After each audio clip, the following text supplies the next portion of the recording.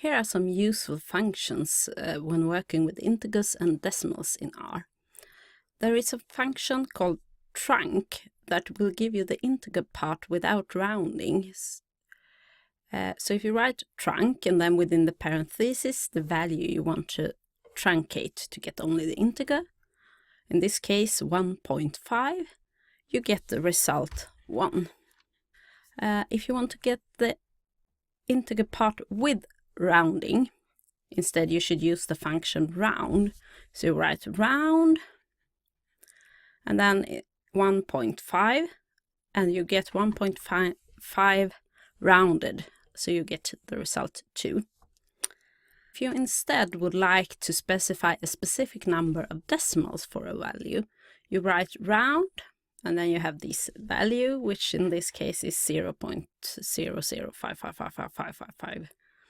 And then you have a comma, and then you add this argument to round, that is digits, and you put them to equal to 3. Then you get 3 decimals, and you get this value rounded. So in this case, you get the result 0.006. If you would like to specify a number of significant digits, you would need to use another function that is called signif.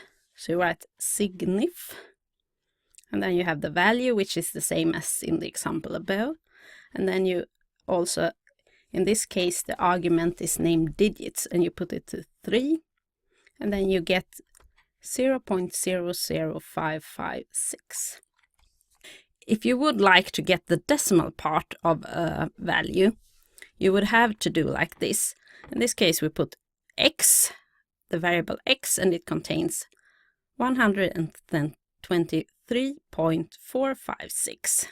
And then if you take x minus the truncated value of x, you will get the decimal part, because the truncated value of x is 123. It's the integer part without rounding.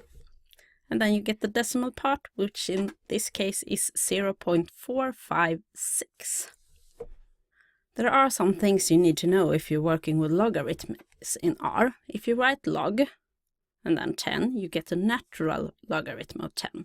So the function log in R will give you the natural logarithm. That is unlikely the same function in, for example, MATLAB, which will give you the 10 log.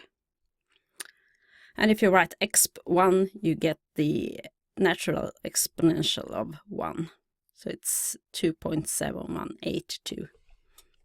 And here you can see that there is a function for the 10 logarithm that is log 10, and then you put in the value within the brackets that you want to calculate. And if you want the exponential, you get 10 to the power of x. And you also have this 2 logarithm. And then you could, of course, use whichever logarithm you would like to, but then you need to write it a bit differently. R also has functions to show you when you get some specific results. It can give you an inf if your result is infinity. In case you write 3 divided by 0, you will get infinity as a result. If you write minus 3 divided by 0, you will get minus infinity. And then in the rare case where you divide 0 by 0, the result is not a number, and R will show you this by writing NaN for not a number.